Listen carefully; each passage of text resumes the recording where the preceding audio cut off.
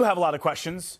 We do too. So we want to talk to somebody who probably has a pretty good idea about how all of this is going to be investigated, what happens next. Dan Brunner is a retired FBI special agent. Dan, we appreciate you coming on pretty late tonight to help us make sense of everything we've seen so far. As we all kind of continue to digest what happened last night, can you just take us into your thought bubble and what has been standing out to you? Well, one of the things that really has been standing out to me is the commentary of whether this was a failure or that the individual got close. And I would disagree. I believe this is a successful security operation by U.S. Secret Service, both special agents and the Uniform Division. The counter assault team, which were the officers who jumped up on stage with the big masks and the uniforms and the rifles, and the Metro PD. This was a successful mitigation of a threat. They have various threats that they always prepare for. This was prepared days in advance, and they have to prepare for a situation like this. The individual was not even shot, as it appears right there on the photographs. He wasn't hit by any of the rounds, which means he was tackled. Everyone is focusing on this one video right here. Everyone's focusing on this one video that he got past that. Those are just the initial officers, the initial agents. Right past that to the right were the magnetometers, where there was an additional line. When these officers turn and point their guns, they're aiming their guns at other officers, and they took him into custody. So I believe that this is a successful security operation. They prepared for it. They were well prepared for these type of threats of an individual. Now the real question is, how did he get from his hotel room to the lobby, and from the lobby to the area where he was taken into custody? That right there, before he gets to where the cameras are, that's where the investigation is going to determine where there was a failure right there or a room for improvement. I said it earlier, I think it's very telling that at the end of the day, this shooter did not seem to achieve his objectives. I mean, he was stopped before even entering the ballroom where everybody was, the president, the vice president, cabinet officials, and more than 2,000 people. Unfortunately, we do have some recent examples of political violence in this country, particularly violence against the president. How do you compare what you saw last night to other assassination attempts on President Trump?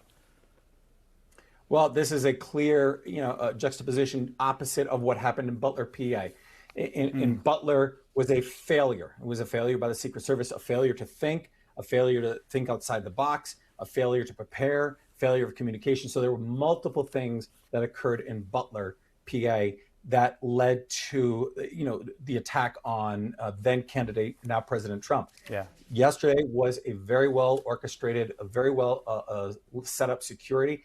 The individual didn't even get anywhere near getting into the ballroom. He still had to go down 2 flights of stairs, and there was another set of sealed doors. Once the event starts, those doors are sealed. There's no one going in or out.